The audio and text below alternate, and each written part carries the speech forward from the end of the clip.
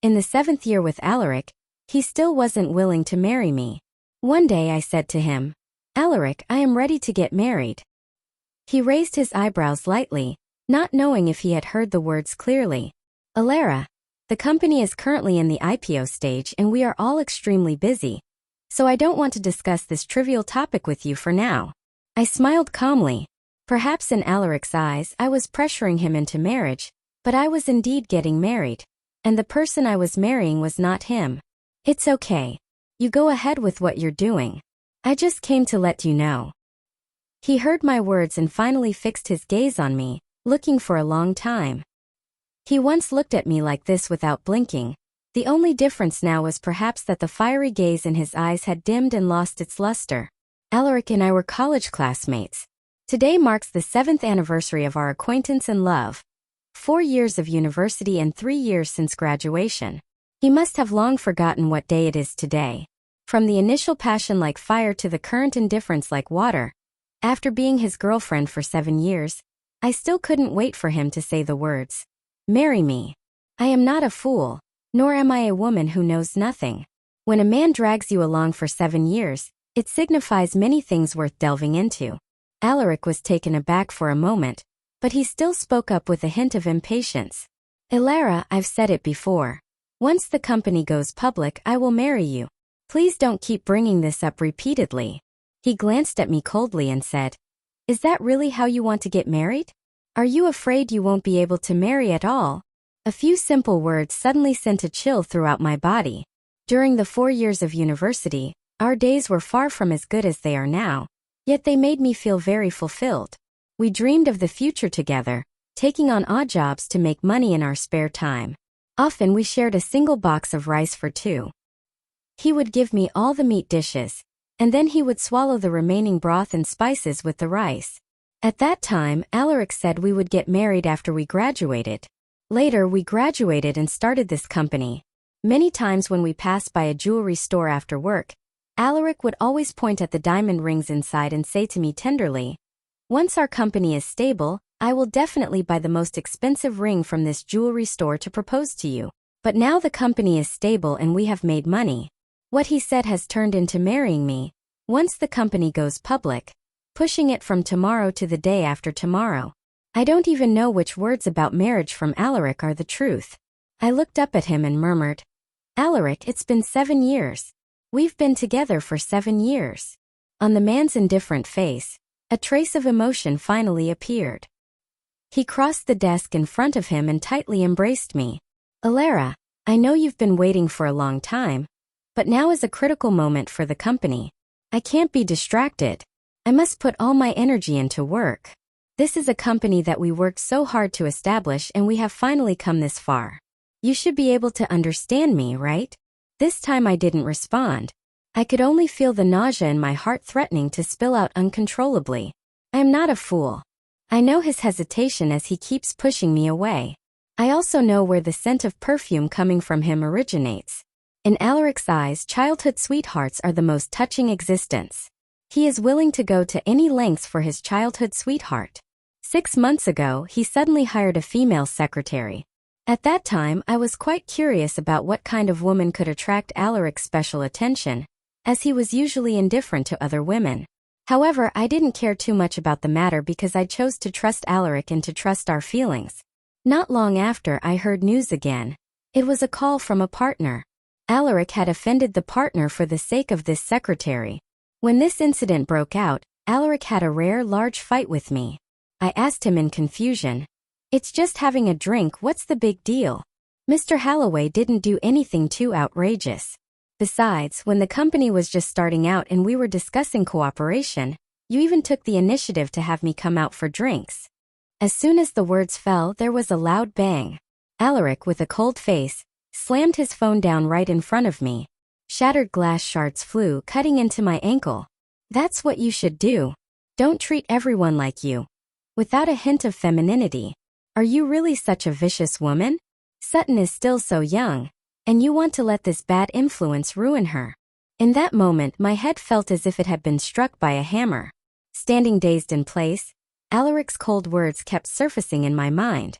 I never thought that I was so worthless in Alaric's heart. If I hadn't desperately participated in the drinking parties back then, the company would never have developed to this point. There would never be days when he could be so carefree and at ease as he is now.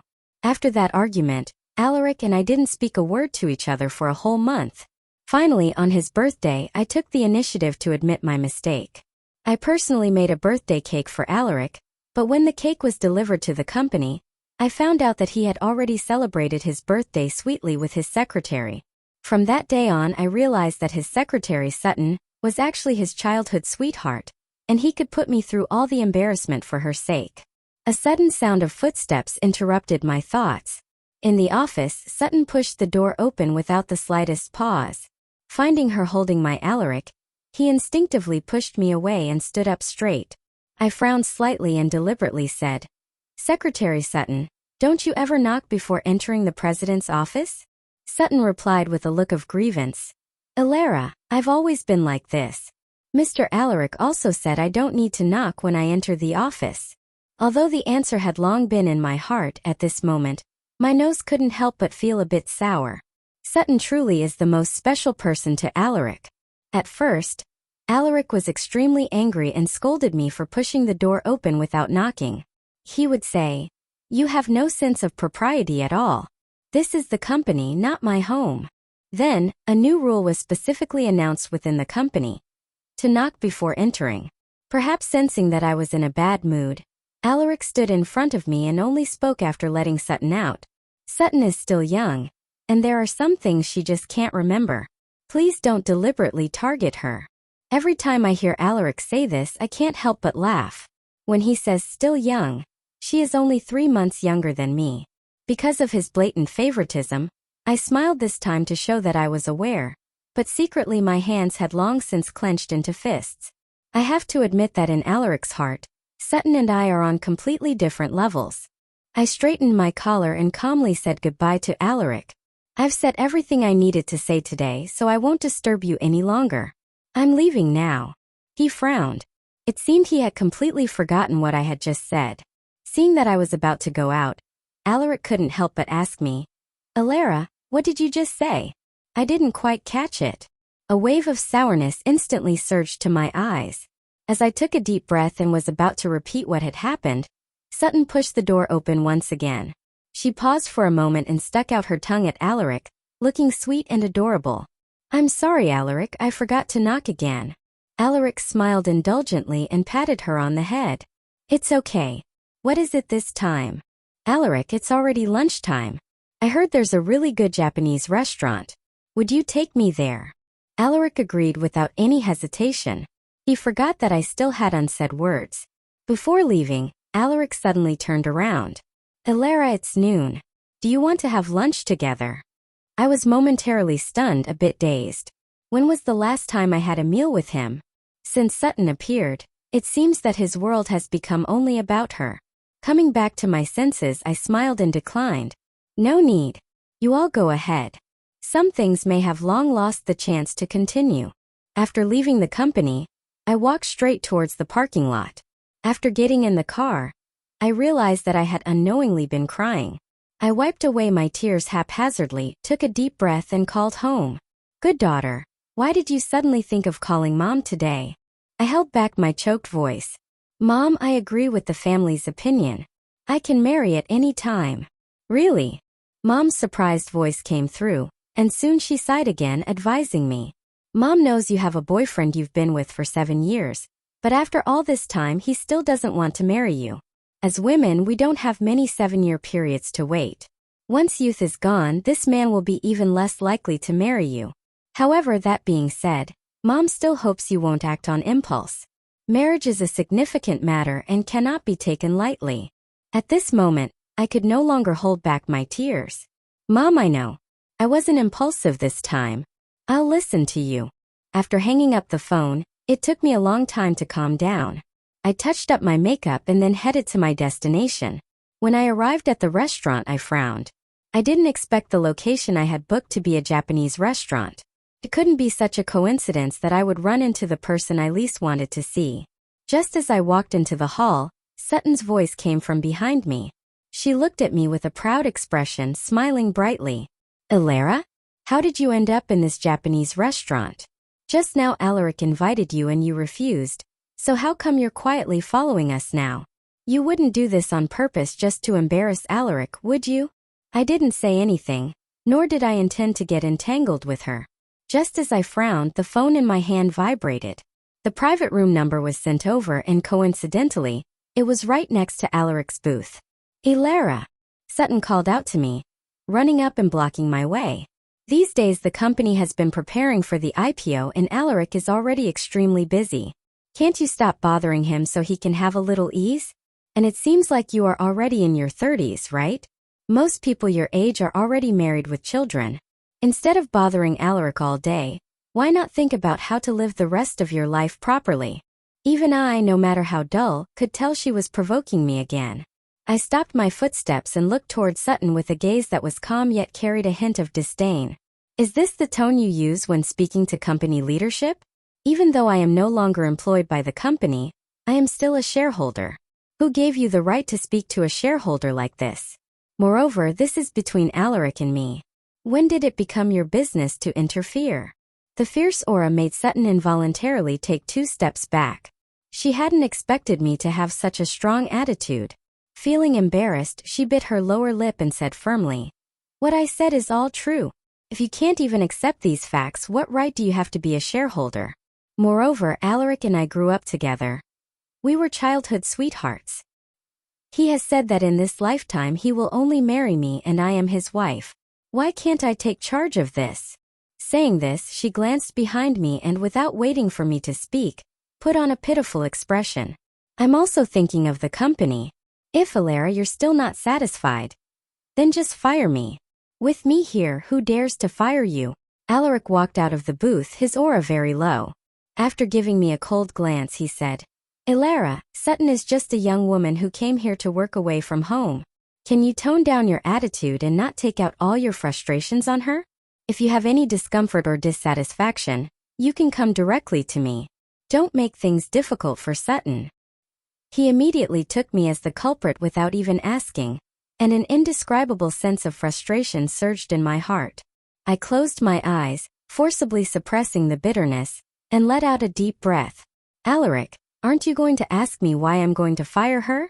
I originally thought he would ask nicely and communicate clearly, but I never expected Alaric to snort coldly. "With your arrogant and overbearing attitude, what else do I need to ask? Sutton is timid and has been pitiful since she was little. I am her only relative here. All alone. I will not allow you to do anything to hurt her." Sutton, looking pitiful, tugged at Alaric's shirt corner, her eyes red as she bit her lip. "Alaric, you shouldn't be upset because Elara and I had a fight. The company was built up by both of you through hard work. And even if Elara wants to fire me, she must have her reasons. Since I was little, no one has liked me and I've gotten used to it. Tomorrow I will go to the company to resign. I definitely won't make it difficult for you." "No way. I don't agree," Alaric said. He couldn't hide the fleeting look of affection in his eyes, which I saw clearly. It was then that I realized that everything Sutton had just said was true.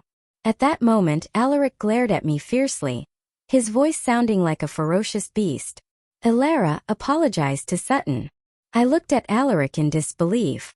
"Apologize? I did nothing wrong. Why should I apologize to her?" Without waiting for me to finish, Alaric firmly grabbed my wrist and forcibly pulled me in front of Sutton. I twisted my ankle and couldn't stand firm, humiliatingly half-kneeling on the ground. Alaric showed no signs of pity and said coldly, "Hurry up and apologize to Sutton. My patience is limited. Don't force me to take action." I lifted my head and met his cold gaze. I can't understand how a love that once promised mountains and seas can change so easily. For another woman, he can strike at me without hesitation. "Elara, just give up. Otherwise, Alaric will take ruthless action against you for me," came a very soft sound beside my ear, accompanied by Sutton's triumphant gaze. I closed my eyes in pain, not making a sound. Alaric's hand slowly moved toward my head. In that moment I could feel the pain of my hair being tugged by him, as if my entire scalp was being pulled up. Mr. Alaric really has a bad temper. He can be so ruthless even to his own business partners. A figure emerged from the next private room and stood in front of me. He grabbed Alaric's hand, stopping him from making his next move, while taking in my disheveled appearance. Cashin pushed Alaric aside and carefully helped me up, casually saying, "I really didn't expect Mr. Alaric to have such a temper. It seems I need to think more about our collaboration."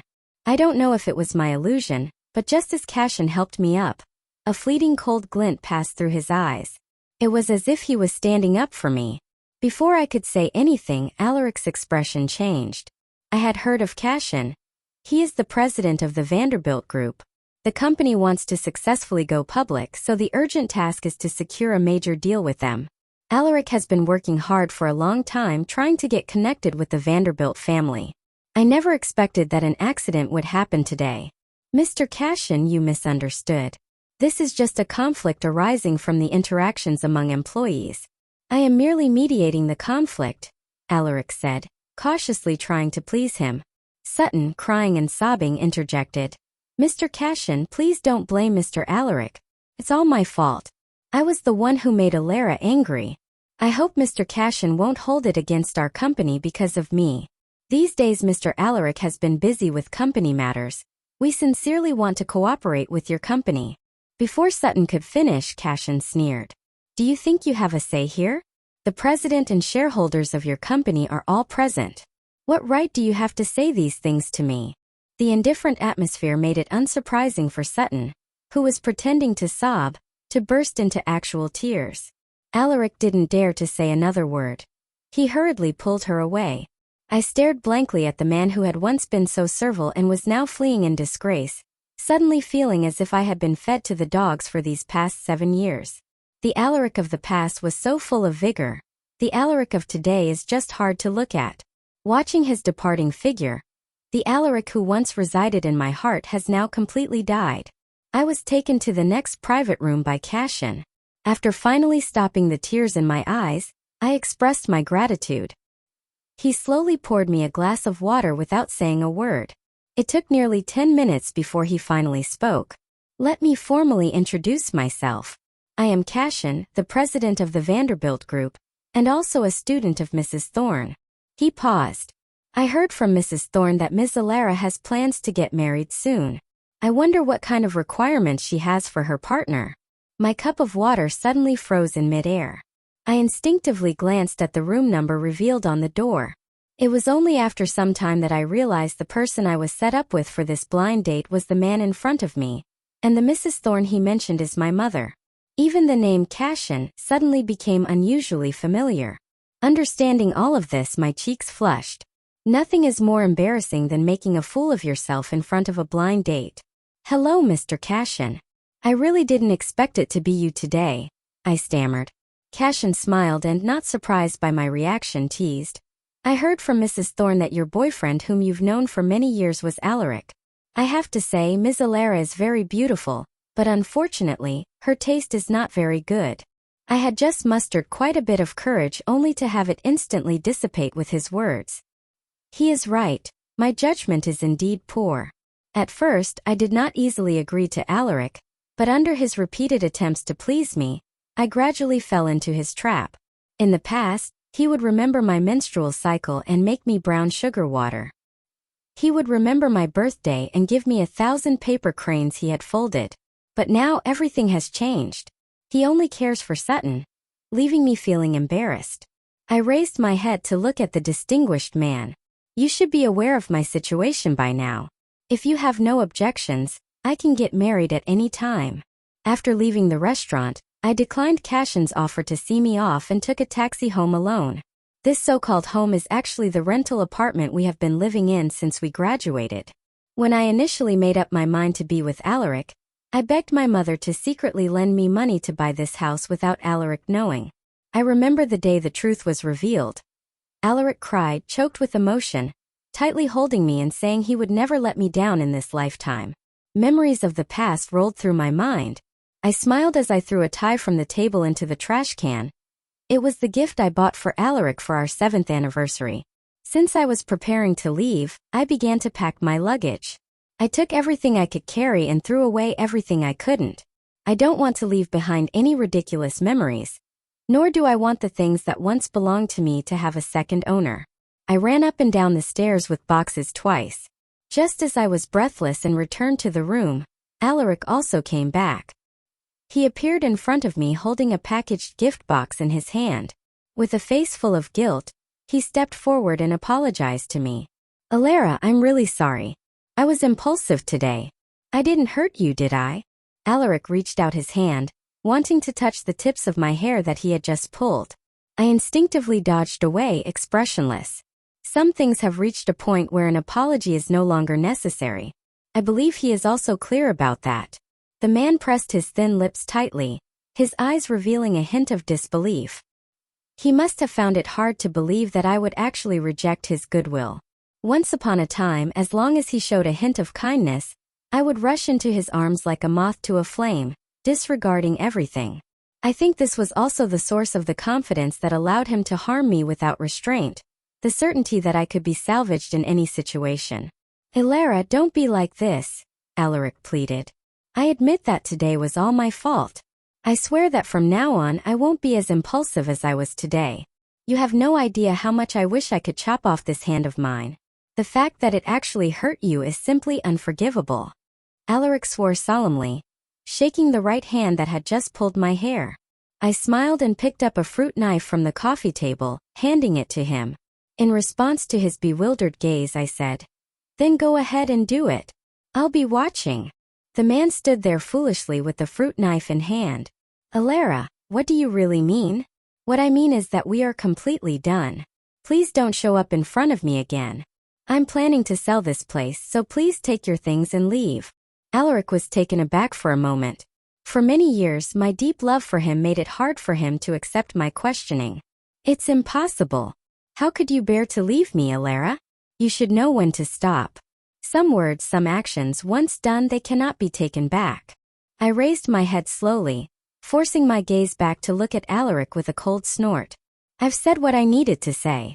Whether you believe it or not is up to you, but I'm only giving you 3 days to clear out all your things. As soon as I finished speaking, I prepared to leave. A reluctant Alaric caught up from behind, gripping my wrist tightly and pleading in a sorrowful voice. I disagree, Alara. You know that you are the most important person in my life. How can you leave me? Without you in my life, I will die. He spoke with great emotion, touching the heart deeply. Unfortunately, a phone call distracted Alaric's thoughts. Sutton's sobbing voice came through the phone. Alaric, it's all my fault. I ruined all your efforts these past few days. I'm leaving. Please don't come looking for me. After the phone call ended, Alaric was flustered and at a loss. He didn't even notice when his phone fell to the ground and shattered into pieces. The last time I saw him so uneasy was the day I was hospitalized for a stomach bleed from drinking too much. It seemed as if his words from that day echoed in my ears. Alara, if you don't wake up, I will definitely go down to be with you. I suddenly called out to the man who was about to rush out. Alaric, I'm giving you one last chance. If you walk out that door today, it's over for us. He paused for a moment in his footsteps, seemingly oblivious to my words. After a long while, I walked to the window and watched a black sedan rush into the night. I pushed the suitcase closed, shut the door and left. This self-degrading love affair had finally come to an end. I didn't expect that the person who came to pick me up after the plane landed was none other than Cashin, whom I had just met yesterday. He stood there in a black cashmere coat, tall and expressionless until I walked out. A hint of warmth that was hard to detect emerged from the icy coldness surrounding him. Before I could react, he had already strode over, took the suitcase from my hand, and draped his coat over my shoulders. The climate here is a bit colder. Dress a little warmer. I foolishly nodded. For a moment I didn't even know how to respond. I could only quietly lower my head and glance at this aloof man out of the corner of my eye, but I suddenly felt a warmth in my heart. At least this was the warmth I had always wanted. After Cashin sent me back to my neighborhood, I thought it over several times, but in the end, I still couldn't muster the courage to invite him to come over and sit for a while. When I shyly looked at him, he didn't take it seriously at all, just gently reassured me. Get some good rest. I'll come to propose again tomorrow. In a single sentence, my face became more radiant than the evening sky, and I exclaimed in surprise, Ah, so soon. He laughed, a hint of joy in his voice. Yes. We need to hurry, or else I'm afraid you might run away again. I couldn't understand the meaning of that sentence, and Cashin had already driven away. Back home, my mother happily arranged the bedsheets for me, tears streaming down her face as she wiped her eyes. My good daughter, you have finally come back. At this point, I couldn't help but burst into tears. Since I had insisted on going out to start a business with Alaric, I had fallen out with my family. It had been a long time since I last returned home. Alaric always said that once he achieved success, he would definitely take me home and would surely win my parents' forgiveness. However, his words were pushed back again and again. Even now that the company is nearing its IPO, he still has no intention of fulfilling his promise. Looking at my mother's already aged face, my voice trembled. Mom, this time I will never leave you again. Even my dad, who had fallen out with me, was shaking his shoulders in the corner of the living room behind my back. After nightfall, I lay in bed when my phone suddenly vibrated. As soon as I answered, Alaric's voice came through. Alara, where have you been? I've called you so many times. Why don't you answer? And why did you block my number? Why did you change the locks on the house? How long are you going to make a fuss about this? I calmly listened to Alaric's roar and coldly replied, I've already sold the house and we are done, Alaric. There are some things I don't want to say a second time. It's impossible to end. I never agreed to end it. Our lives have just begun. How can you leave me? How can you bear to leave me? His voice was filled with fear. Yet I felt an overwhelming sense of irony. All right. I need to rest now. Don't call me again in the future. Before I hung up the phone, Alaric was still frantically asking me where I was. It was a ridiculous question. Only now do I realize how laughable these past 7 years have been. After dozing off in a daze, the next day I was awakened by a series of enthusiastic noises. As soon as I finished getting dressed and stepped out of the bedroom, I saw that Cashin had really come to propose. A group of people carrying various gifts had already filled the house, and they continued to come and go in an endless stream. That man stood out in the crowd, particularly striking. Awake? How was your rest? I suddenly woke up and said in a panic, Why are you here? And why did you bring so many things? Didn't I already tell you yesterday that I came to propose to you? I was stunned for a moment, and it took me a long time to slowly say, I thought you were just joking. The man suddenly bent down, his handsome and extraordinary face appearing in front of mine. I never joke around when I propose. When I say propose, I mean it. And when I say marriage, I mean marriage. My family naturally began to prepare for my wedding. The lively sounds of friends and relatives started as they sent wedding invitations. Even the windows at home were adorned with large red characters of happiness. When Alaric found me, I was cutting out a double happiness character to hang on the door. Alara, what are you doing? Hearing a familiar voice, I turned my head. After half a month apart, he had become much more haggard. It really was hard on him. I wondered where he had found out where I lived. Long time no see, Alaric. In fact, I had imagined many scenarios of meeting him again. I just didn't expect that when I faced him once more, there would not be a single ripple in my heart. It was as if I were facing a very familiar stranger. He stumbled in front of me, looking at the character for happiness on the window, his face a mix of terror and a glimmer of hope. Is someone in your family getting married? Alara, congratulations. I smoothed out the few ripples in my heart and smiled slightly, saying, Didn't I already tell you that I'm getting married? But thank you for your blessing. In an instant, Alaric seemed struck by lightning.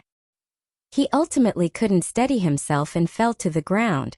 After a brief moment of confusion, he grabbed my pant leg, his terrified voice coming out in broken fragments. I know, Alara. Wait for me.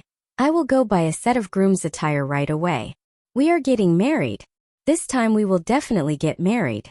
Nothing can stop us from being together. I don't know why, but seeing him with this helpless expression now only made me feel disgusted. After waiting for him for so long, he actually shows up now? I took 2 steps back and shook off his hand. Alaric, I'm sorry. My groom is not you. He stretched out his hand in the air, which suddenly froze. After a long time, he finally managed to utter in a hoarse voice, It's impossible, Alara. You love me so much. How could you leave me and marry another man? You said you would always be with me. This is the promise you made. But you also said you would marry me, yet you kept postponing it and never fulfilled your promise. I interrupted him without hesitation. The one who broke the promise first was you, Alaric. So you can't blame me. Suddenly, he seemed to be frozen like cement, and in his ever-expanding pupils, an endless fear spread out. I lost interest in continuing to argue with him, and turned to go inside the house. Mom asked who I was talking to outside the door and I replied slowly, "Someone I know but not too well." At that moment a heavy thud was heard outside the door, accompanied by a faint groan.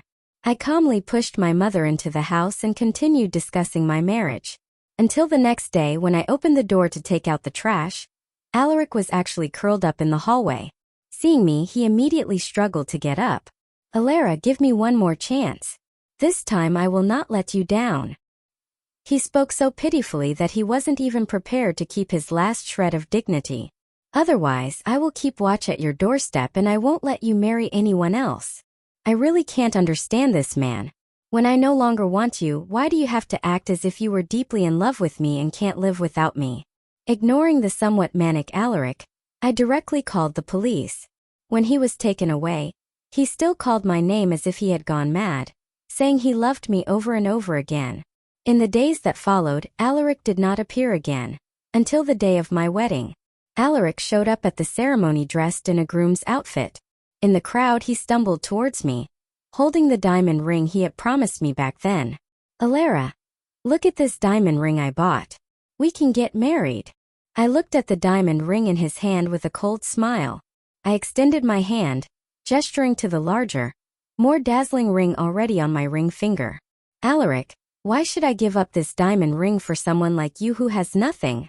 The man suddenly slumped to the ground as if he had lost all his spirit, muttering to himself repeatedly, "How could it be? How could you really give up on me?" Just then Sutton rushed in. She grabbed Alaric, her face contorted as she shouted heatedly, "Alaric, you still like this woman, don't you? Didn't you say that it was just a fling with her? You said your favorite person is me. Don't forget that when you seduced me into bed, you said you would marry me." Such a shocking statement left everyone present in astonishment. This man was simply garbage, wanting to play both sides. Fortunately, the girl from the Thorne family woke up in time. Otherwise, she would have regretted it for the rest of her life. Although I had my suspicions long ago, hearing this fact now still ignited a fire of anger within me. "Alaric, I really didn't expect you to be so sentimental. You can generously give the same line to several women. Aren't you afraid of committing bigamy?" At that moment, the prideful Alaric completely exploded. He rushed up and grabbed Sutton's arm, pulling her up in a fit of anger and humiliation. "Are you crazy? I've taken care of you for so long and now you want to ruin my good thing? Do you really think I wouldn't dare to hit you? You are just an ordinary family. What makes you think I would marry you? You always compare yourself to Alara, but have you ever looked at yourself to see how you could possibly compare? If it weren't for this face of yours, you wouldn't even have the qualification to get close to me." As soon as Alaric finished speaking, Sutton completely lost it. Screaming, she tried to claw at his face, but Alaric was already prepared and kicked her away. He didn't expect that this time Sutton was prepared. She pulled a fruit knife from her pocket and lunged at Alaric. Alaric's eyes widened. The two embraced tightly in a position of close contact, the crimson blood gradually pooling on the ground. Immediately, Sutton attacked Alaric like a madwoman, stabbing him again and again while shouting, "You are mine, and no one can take you away." Suddenly, a pair of gentle hands covered my eyes and a soft whisper came to my ear. "Don't look. It's too bloody. Come with me." Cashin's large hand pulled me outside. When I opened my eyes, I realized we had arrived at the hall. All my relatives and friends were already waiting for my appearance. In the hall, Cashin slightly raised the corner of his mouth and reached out his right hand to me. "Let's begin, my dear lady." I couldn't help but laugh, reaching out to hold his palm. In the fervor of youth, it is inevitable to encounter some wrong people, but as long as you keep going, the right person will definitely appear before you. The end. Thanks for watching. Do not forget to subscribe for more stories.